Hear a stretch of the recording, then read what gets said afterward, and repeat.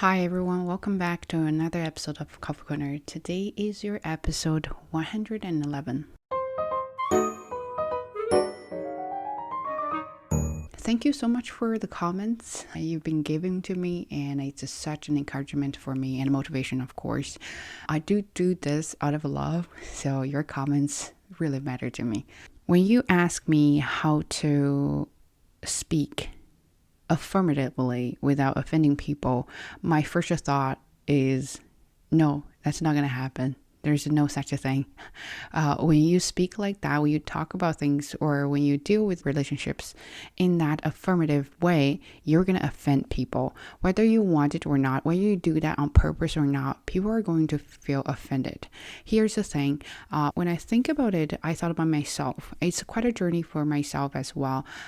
From a super people pleaser to somehow now I'm coping with that trait of myself and I'm getting better. And this is my journey and I want to share that with you. And hopefully this will help. So first of all, I would like to talk about myself, how I became a people pleaser. Those are potential reasons I thought of and I wanted to share with you. And hopefully this is going to be a little bit helpful for anyone who is like me. I think my parents set a model for me, how they dealt with the relationships when I was young, and I just copied their styles. Believe it or not, parents have huge influence on their children, especially when they're young children.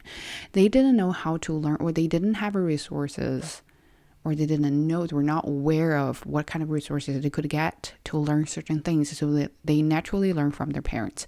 How your parents deal with the relationships, deal with people, or a lot of things are going to be the way you do that until you are adult and then you realize, or you are exposed to more resources and you realize this is not an effective way to deal with things, and then you start to be more conscious about it and you want to learn more, but then you feel like it's too late to change.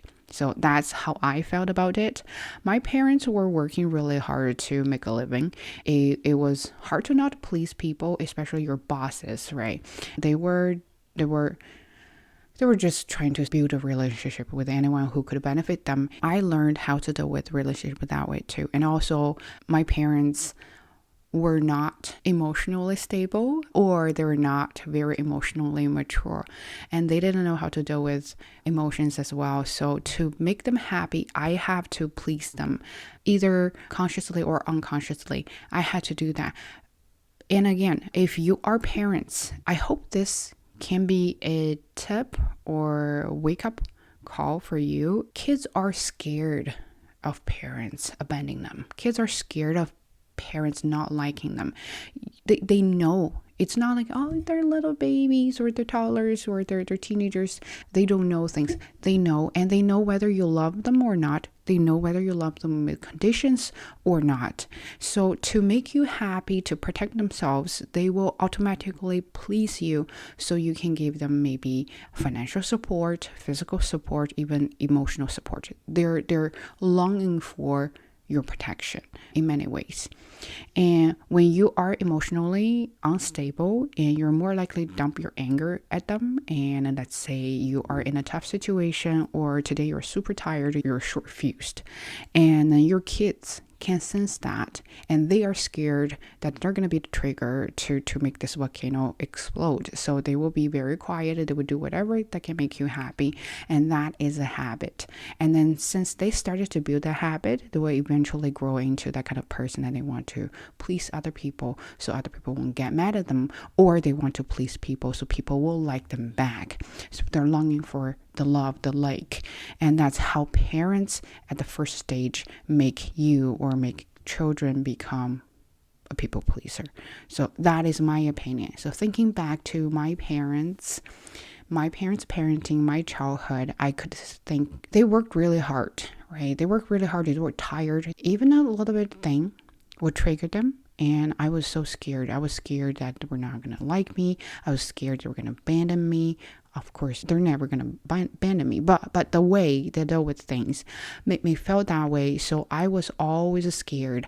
I feel like even my breathing was wrong at home. The way I sat there, the way I ate things, everything was so wrong. So I was so scared that they were going to say something, they were going to blame me. I just could not help become a people pleaser. So that was my journey. And then once you grew up a little bit, and then you went to school, and then you started your own social circle, and people around you will treat you certain ways. Of course, that was influenced by their parents, and then you're going to start to behave in a certain way because the influence from theirs.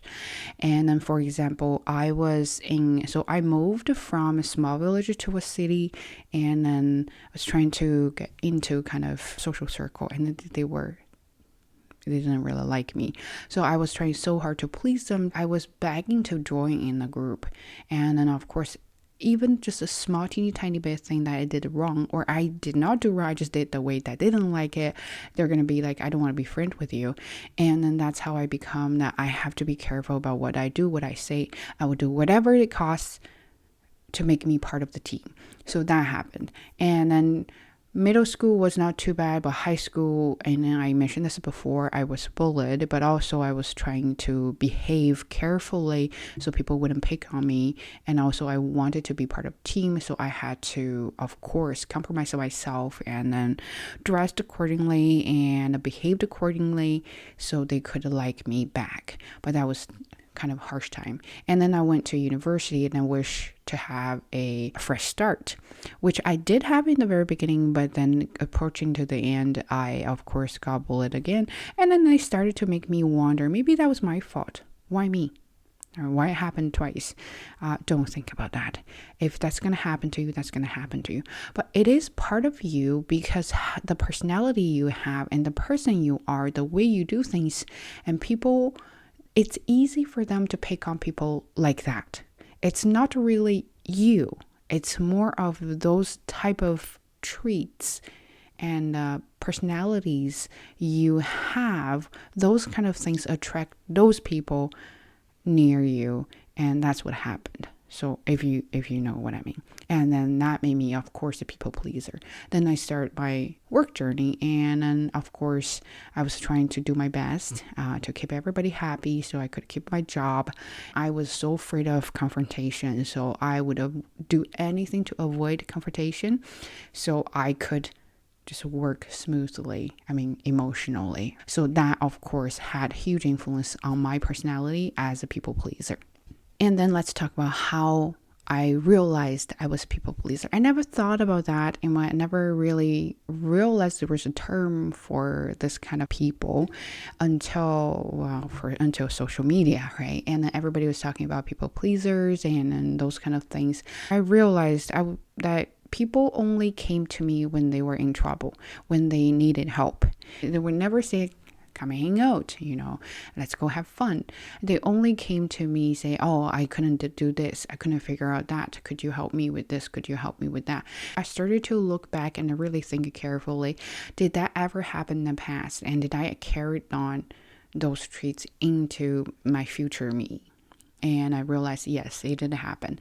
In middle school, in high school, which I could remember, yes, when people asked me to help them, I helped them with 120% effort. And I realized they didn't really appreciate my effort, that they took everything for granted, and then they came back for another help. And then I started to feel overwhelmed. I started to feel stressed. I didn't understand. I thought we were friends, but when I went to you and you never said anything to me, you said, oh, I couldn't help you, I'm sorry, I didn't have time. But then I was like, okay, so you came to me, I squeezed the time for you. I squeezed your everything in my schedule to help you out. You never really showed your appreciation. And then when I went to you, not even ask you for a favor, but more like a return of favor to me, and you said, how can you say no? Not really question you, but more of out of curiosity, how can people say no? And that's when I realized maybe something wrong with me. So I started to work on it. I didn't fully started to work on it until I came to Canada. I think this is when I tasted a little bit freedom of being myself, and I realized I didn't have to please anybody, and anyone has their own life. You have your own life, and you mind your own business. I was being very careful and obedient like a sheep. And whatever my professor told me to do, I would do it. I would never question her, and whether it was reasonable or not. But then I started to feel like I was in a very depressing moment all the time, that I felt like I was a bad person, I was incapable because she always said this and that. And then I realized when she said something, and then later on, she kind of conflicted her own thoughts, opinions, and then she asked me to change it back to what I had. And maybe that's wrong. Maybe that's not me. And then that's when you kind of wake up yourself that, hey, there must be something wrong about other people, not you, but kind of about you too. So I started to work on that. I started to gradually say no to people. And then back to the beginning, I said, you're going to offend people because they don't like when you say no. Nobody likes when you say no. When you always say yes, right? They know you're a yes person, and they're not gonna take no as an answer from you. So this friend, she always asked me to hang out with her. I'm not a party person. I'm very, very introverted. I'm very happy spending time by myself, reading a book or doing nothing. So she texted me. She said, okay, let's go hang out. Let's do this. Let's do that. I was a little bit crossing the line too. It wasn't all her fault. I don't like a random hangouts, right? I like when you ask me, are you available on Saturday? I need schedules. Okay. I need a plan ahead. So I didn't like it. And of course, I was so busy making money. And in my previous video, I talked how many jobs I had back then. I was really running around to make money, to make a living. So I said no to her a few times, and then she got really upset. And that's when we had a huge fight. And that's when we decided to be apart. And for me, it hurt me in many ways because I lost a good friend. And also I felt like, oh, maybe starting to say no was a bad idea, but it was already, it happened. It happened. And there's no way I could go back and fix it because we were just different people. And that's how I realized whether they like it or not, yes is not going to make up for a relationship. No is not going to break up a relationship. It is you, right? It is you. And then later on, I started to work at YMCA, and then I felt like I was trying to make everybody happy. I was trying to show that I was qualified. I was really good. And I shared my personal WhatsApp contact with students, and they started to send me messages 24/7. And some students even called me at 11:59 at night. It was crazy. And then I emailed my manager. I said, am I supposed to answer those messages and phone calls outside of the class, outside of office hours? And they said, totally no, you don't have to do it. So I said, okay, so I'm going to ignore that. But it made me very, very uncomfortable. Saying no to my students means they're not going to be happy about the way I deal with things. And the most important thing is I didn't set clear boundary in the very beginning. So they took everything for granted, and now you started to change. It was all your fault. And you're making everybody unhappy at that moment. But I just could not. I could not deal with that volume of work, and I could not deal with emotionally, just could not deal with everything like that. I feel like I was occupied by a lot of things. I was constantly helping people and nobody was helping me out, and I just could not do that. Luckily, I got a job offer from the school I'm working now, and then they told me one thing. This my lead told me one thing, that if you want to work smoothly, you need to set clear boundaries in the very beginning of your class. Don't be friends with them. You be friendly, but don't be friends with them. You do what you're supposed to do. You can go a little bit beyond, but you never go beyond your capability. I said, that's very interesting. So I kind of hit the reset button and I start to become a new person. So my first class, I said, my office hour is from this time to that time. I only answer questions from this time to this time. If you do send me emails about some emergencies from you, I hope you understand that I don't read emails after 5 o'clock. And then they were, oh, okay. And then about, attendance policies, I made this very clear. I don't mind if you come late or leave early, but you have to ask me, you have to let me know. If you're absent, explain your reasons. I don't need to know your details, but I do need you to tell me general information about why you're absent. They were like surprised. And then they said, oh, you look like a weak person. You're friendly. You look like someone I can crush. And no, I didn't make it that way. So it is your choice in the beginning to do that. And that brought me to the third part of this video, is how to deal with this. If you are like me starting from the beginning, so you decide to reset, you decide to have a new journey, and my advice is to set very clear boundaries about how you want to do it. So how to do it. If this is your job, okay, think about if you are at work, this is your job. Think about all the job descriptions and duties and responsibilities you have for this position. Did you check all the boxes, right? If you do, are you willing to go beyond for your own personal reason? If going beyond is going to help you maybe promote, is going to help you gain more knowledge, experience, then feel free to go ahead. But don't do this to make other people happy. If you start to think about doing this, the goal of doing this is to make other people happy, then you should stop there, because that is when you are being a people pleaser. That's how I realized that. And then you make a list. Okay, this is what you should do. And this is what you should not do, but you want to do. And this is what you want to do, you should not do, but you do it will make other people happy. Make a clear list. This is like when you first start to learn a language, everything goes very slowly and manually. You want to lay out clearly so you know which one is which one, and then you can pick, you can check, and then just be very clear when people approach you. Give yourself a little punch. Just say, I'm sorry, I don't have time for that. I'm sorry, I can't do this. I'm sorry, I'm occupied, all my hands are tied. I just cannot. Okay, and then try that once, they won't approach you twice. And that's really funny because they know you're this kind of person. But if you just crack a little bit, those people know how to squeeze them in, and they will want every piece of you to help them. So that is an important key. If you want to start fresh, or you're going to start fresh, this is really good. If you're at school, same thing. Let's say, well, it's the end of semester probably. But if you're going to start a new semester in September, and this is what you can do is to become a new person and then set clear boundaries. Say, this is what I'm supposed to do. This is what I'm not, but I'm willing to do to gain experience, knowledge to help me out. This is what I'm not supposed to do.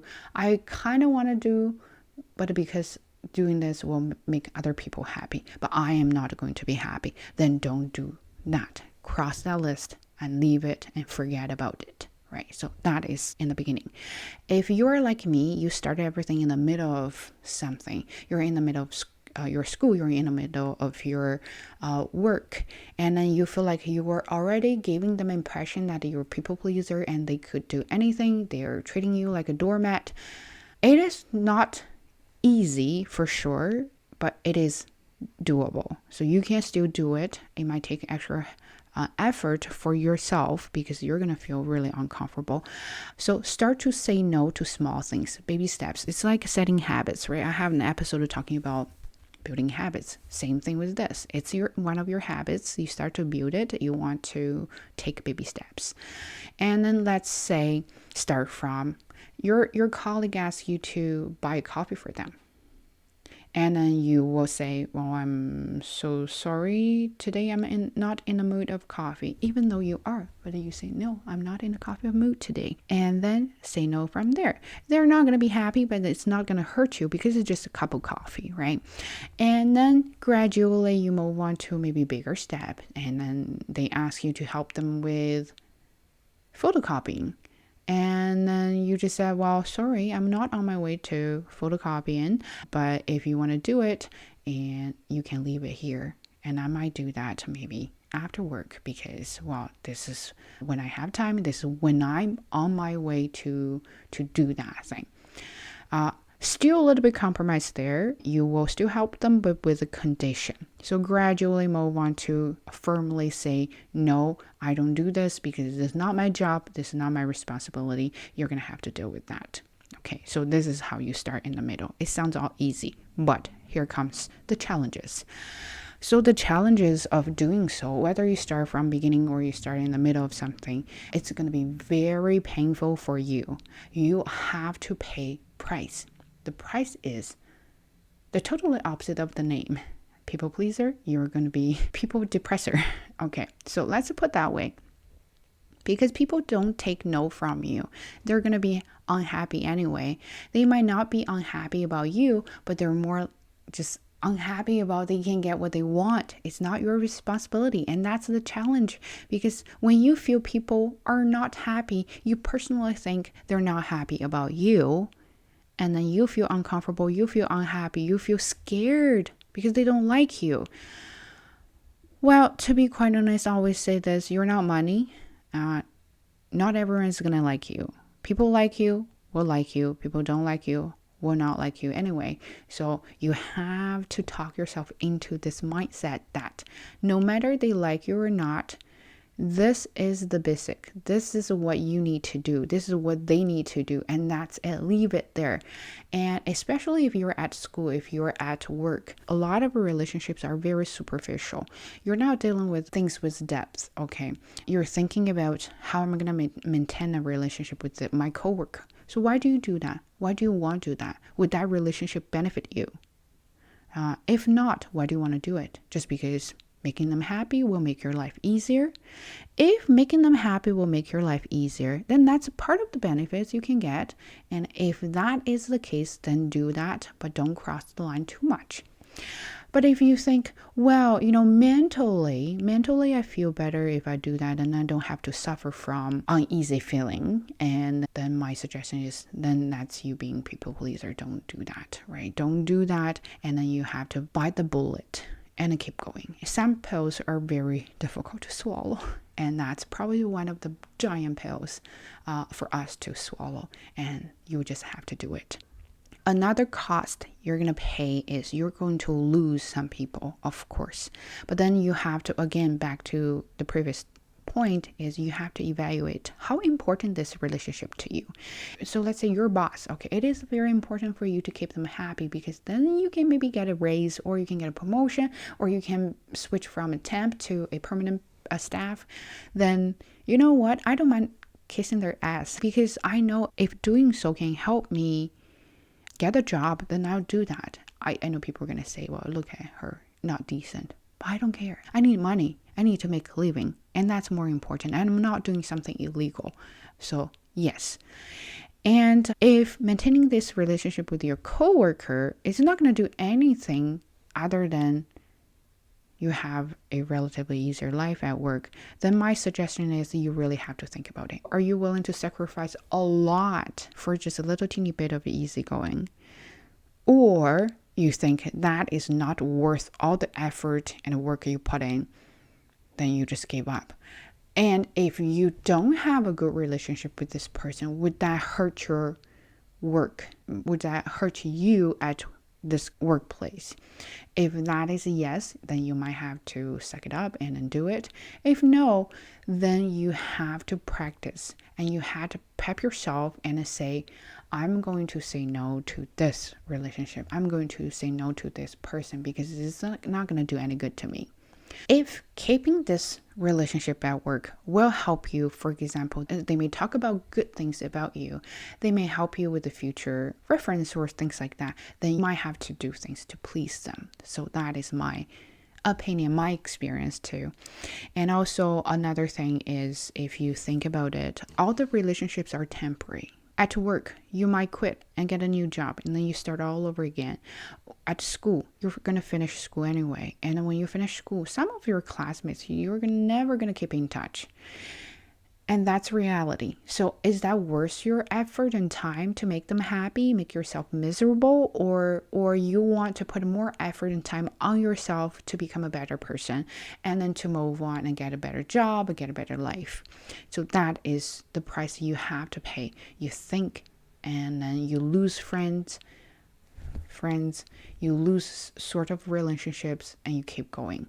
And not only relationships with your social life, but also relationships with your parents too. I don't know if some of you encounter this, or it's just the Asian cultures that you have to listen to your parents.